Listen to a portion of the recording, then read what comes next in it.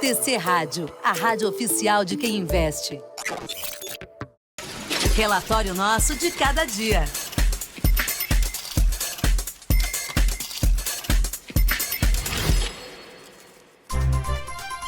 Sempre com ele, o nosso Gabriel Brondi. Fala, Brondi, tudo bem? Boa tarde. Fala, Vini, tudo bem? Boa tarde, Gui, boa tarde, ouvintes da TC Rádio. Brondi, hoje o tema que a gente separou pra cá é a Eletrobras. E a gente vai falar da companhia porque, evidentemente, está o mercado inteiro, o Brasil e o mundo, por que não, de olho nessa votação que acontece daqui a pouco no TCU, né, Brondi? Exatamente, o governo, né, não vai ser mais o acionista majoritário da empresa, então isso anima o mercado, né? A gente vê as ações da Eletrobras se destacando no ano, né? Eu estava vendo aqui, sobe 32% no ano, então é uma alta bastante relevante, sim, né? Essa privatização ela já é conversada há bastante tempo e hoje é votado no TCU. A expectativa, segundo algumas colunas que eu vi, é que a votação seja do lado positivo, né? Seja aprovada a votação por 7 votos a 1. E o mercado segue na expectativa, né? A Eletrobras ela cai hoje junto com outras empresas. Acabou de virar. Acabou de virar? Acabou de virar. Eletrobras acaba de virar tanto papel ordinário quanto preferencial. É um papel que vai apresentar maior volatilidade hoje em relação a outras empresas, justamente por conta dessa votação. Da última vez que eu olhei, ela estava caindo junto com outras empresas, né? Porque o cenário de aversão a risco está muito forte lá fora. As empresas, elas agora, nessa tarde, elas estão seguindo aí a queda das commodities mais acentuadas no final da manhã, porque a China anunciou novos lockdowns. Isso faz com que a expectativa do mercado, a leitura do mercado fique mais negativa na visão das commodities, para as commodities, porque isso faz uma desaceleração na China, né? Mais lockdowns na China significa menos investimento em infraestrutura e, com isso, menos necessidade da China comprar commodities. Por isso as commodities recuam, o Ibovespa é forte e dependente das commodities e por isso cai também com mais força hoje. Porém, como você falou, né, Vini, a Eletrobras vira. Acabou de virar. Com certeza apresenta maior volatilidade hoje por conta dessa votação. E eu trouxe gráficos aqui para a gente olhar como é que os papéis eles estão se comportando, né, desde o início do ano, em relação ao ano passado e como estão os papéis da Eletrobras nos últimos dias e nas últimas semanas, Vini. Pô, bem legal, Brondi. Então vamos fazer esse estudo gráfico aqui junto com o nosso Gabriel Brondi. Ó, o primeiro gráfico que você separou pra gente já é um gráfico bonito pra quem tá comprado, hein, Brondi? Essa linha aqui, ó, essa linha verde que você colocou aqui, indica que o papel tá numa tendência de alta? Sim, indica uma tendência de alta, né? Essa linha verde é uma tendência de alta. Esse é o gráfico diário, que eu peguei o gráfico diário para a gente olhar mais detalhes do papel. A gente vê que o papel, ele está em uma tendência de alta, Vini, desde o início do ano 2022, né? Como eu falei, existe esse rumor de privatização desde o início do ano, então o papel, ele realmente ele entrou numa guinada de alta forte. Porém, Vini, ele testou ali a região dos R$44, né, que é uma região onde ele já tinha batido ali em meados de julho de 2021. Então, essa região ela se tornou uma região de resistência, segundo a análise técnica, né? É uma região onde existem mais vendedores do que compradores. E, pelo que a gente vê no gráfico, ela está testando novamente essa região dos 44, né? E para o papel, ele subir, ele atingir novos alvos, ir para novos patamares, ele tem que superar essa região, que é uma região muito forte para o papel, uma região importante para o papel. No gráfico, eu trago aí uma linha horizontal vermelha, que é o último relatório que eu achei da Eletrobras. Eu vi poucos na minha base que eu tenho lá de dados, poucos relatórios da Eletrobras, e o único que eu achei foi o do Bank of America. Há 2 meses atrás, ele indicou compra para o papel aos R$53. Então, para ele atingir esse patamar aí, dado pelo Bank of America para o final do ano de 2020, do ano de 2022, o papel ele tem que cruzar aí esses R$44 e o investidor ele tem que ficar ligado que, além de cruzar esses R$44, né, de fechar acima ali da região dos 44,50, ele tem que fechar com um forte volume, né, segundo a análise técnica, para o papel ele ter força para subir mais, e o investidor tem que ficar ligado nessa outra região que eu demarquei, nos R$48, porque o papel ele já superou os 44 uma vez, já foi para os 48, mas recuou logo depois, Vini.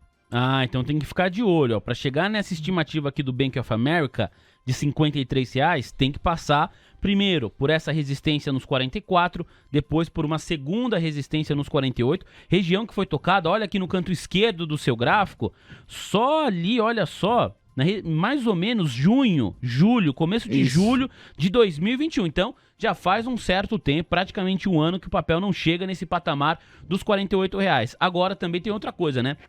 Esse relatório do Bank of America, que a gente pegou aqui como referência, que foi dado há 2 meses atrás, o ativo da Eletrobras não estava nesse preço que está hoje, né? Tô olhando aqui no gráfico, 2 meses atrás, mais ou menos março, o papel estava aí no patamar de R$35. Isso. Então o Bank of America falou que o papel ia chegar a 53 quando estava custando 35. Exato. Então já caminhou um pouquinho na direção ali do preço-alvo da instituição financeira. Vamos para o próximo gráfico, Bronde? Vamos para o próximo gráfico. O próximo gráfico eu começo a colocar indicadores, né, no gráfico. Como eu sempre faço aqui, eu trago a visão gráfica com vários indicadores para a gente ter uma noção de como o mercado está se comportando naquele papel, né?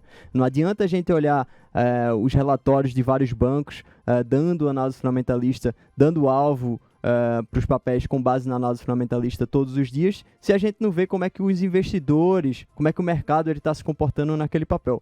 Por isso que eu trago gráficos, por isso que eu trago indicadores aqui para a gente olhar como é que o mercado está se comportando.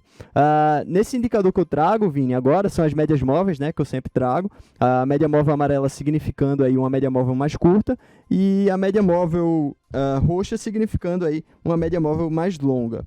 Então a gente vê que a média móvel curta cruzou a média móvel longa de baixo para cima, né, novamente indicando que o papel está em uma tendência mais altista, como a gente pode ver no gráfico.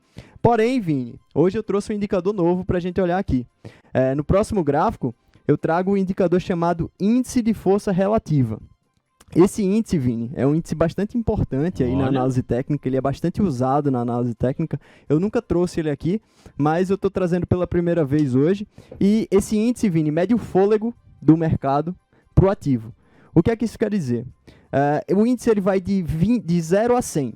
E essas regiões demarcadas aí que você vê embaixo, essas duas linhas, né, que você vê, são linhas, a primeira linha é a linha do IFR, a linha roxa, a linha mais roxinha, a linha do IFR, e essa linha laranja, essa linha amarela, é uma linha da média do IFR.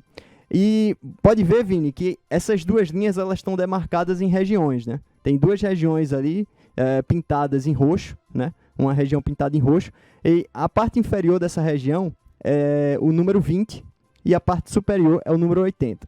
Quando essa linha roxa ela bate no 80, significa que o papel está ficando sobrecomprado, ou seja, o papel está perdendo fôlego nas últimas semanas, nos últimos dias, nas últimas semanas.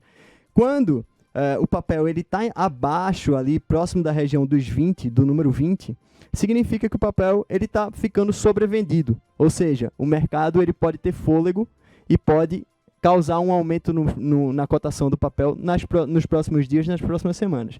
Então é uma questão assim contra-intuitiva, porque eu tô aprendendo agora aqui com você, Bronde, eu ia falar, quando tá mais para cima aqui, significa que o mercado tá comprando, e para baixo que o papel tá perdendo fôlego. Na verdade é o contrário. É o contrário. Quando essa linha roxa, ela tá tocando a parte superior aí dessa região roxa marcada, demarcada. Como aconteceu, né? Aqui, olha na parte de baixo aqui do seu gráfico, olha o mês abril aqui, ó. Tá em inglês, né? Mas dá para você olhar do meio pro lado direito do gráfico na parte inferior. Tocou bem aqui essa parte de cima. Exatamente. Perdendo força aqui. Perdendo força aí. Isso é o que eu vou destacar no próximo gráfico. Nesse gráfico aí, nessa linha branca aqui, eu demarquei, foi uma região onde o papel ele cruzou para baixo ali a região dos 20. E o papel ele ficou sobrevendido, significando que ele tem muita força, ele tem muito fôlego para subir. E foi o que aconteceu.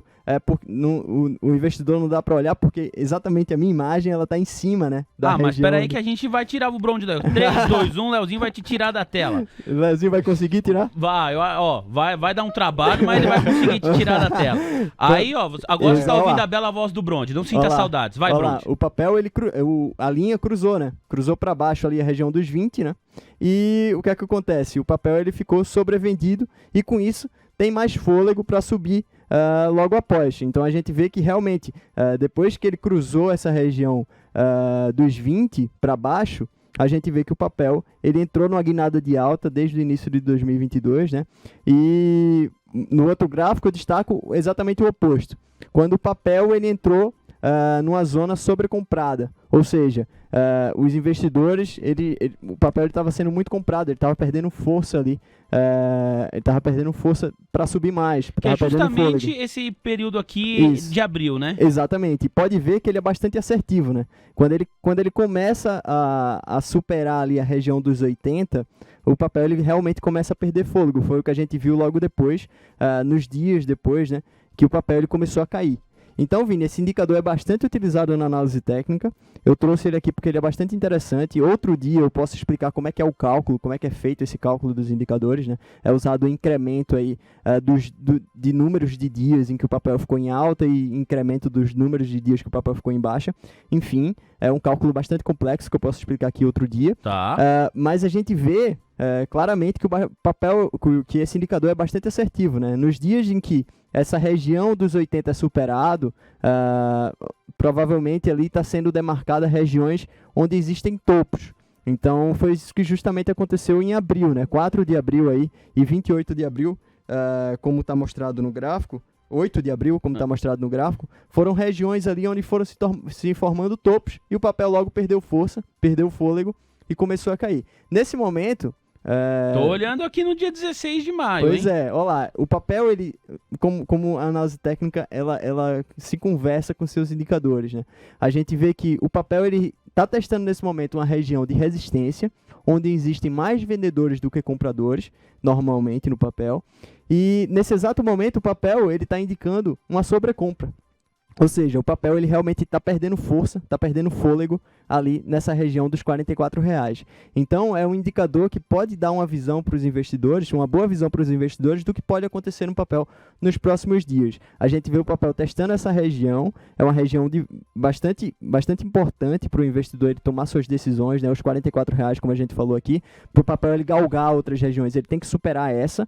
E esse indicador, ele indica que o papel está sobrecomprado, está perdendo fôlego nessa região. E o que um analista técnico faria nesse exato momento é esperar, Vini. Esperar principalmente essa decisão, né? O papel ele tem um gatilho, que é essa decisão do TCU. Então, o que o investidor técnico faria nesse exato momento é esperar essa decisão do TCU para tomar suas decisões de investimento. Lembrando que o investidor técnico, o cara que é mais analista técnico, ele faz o confrontamento de vários indicadores, ele vê o resultado de vários indicadores e daí toma sua decisão com base nos indicadores, né? Os indicadores, por exemplo, se você tem 3 indicadores apontando que o papel ele tem uma força mais altista, você vai, enquanto um está indicando uma força mais baixista, você vai apostar na alta do papel, né? 3 contra 1. É 3 contra 1. Então, é assim que o investidor técnico ele toma sua decisão, né? Ele confronta vários indicadores, vê o que cada um está apontando e daí toma sua decisão de investimento. Muito bem, pra gente fechar, muito legal aqui falando sobre Eletrobras. Aliás, deixa eu trazer um comentário aqui do nosso Luciano Costa, Gui, que o Luciano tá trabalhando aí na apuração de Eletrobras, acompanhando o nosso almoço de negócios. Ele escreveu aqui, ó, ações da Eletrobras despencaram hoje por volta de 12h30, depois da notícia na imprensa dizendo que a privatização tinha saído da pauta do TCU. Mas o TCU negou e o papel se recuperou rapidamente. Cuidado aí com as informações que a gente consome. Luciano dá o toque aqui. Muito obrigado, Luciano Costa. Pra gente fechar então, Bronde, vamos lá pro último gráfico. Vamos para o último gráfico. A gente vê que a Eletrobras ela destoa bastante do Ibovespa no ano de 2022, né? Eu trago aí a performance do Ibovespa e trago a performance da Eletrobras, né? Das ordinárias da Eletrobras. A gente vê que realmente a Eletrobras ela destoa bastante, subindo 30,95% no ano, enquanto o Ibovespa nesse momento sobe 3,48%. A gente teve uma melhora do humor no mercado nos últimos dias, né? É verdade, com essa melhora também no humor no exterior, mas hoje a gente vê uma piora, a gente vê uma correção nos mercados e a Eletrobras seguindo um pouco essa correção, né?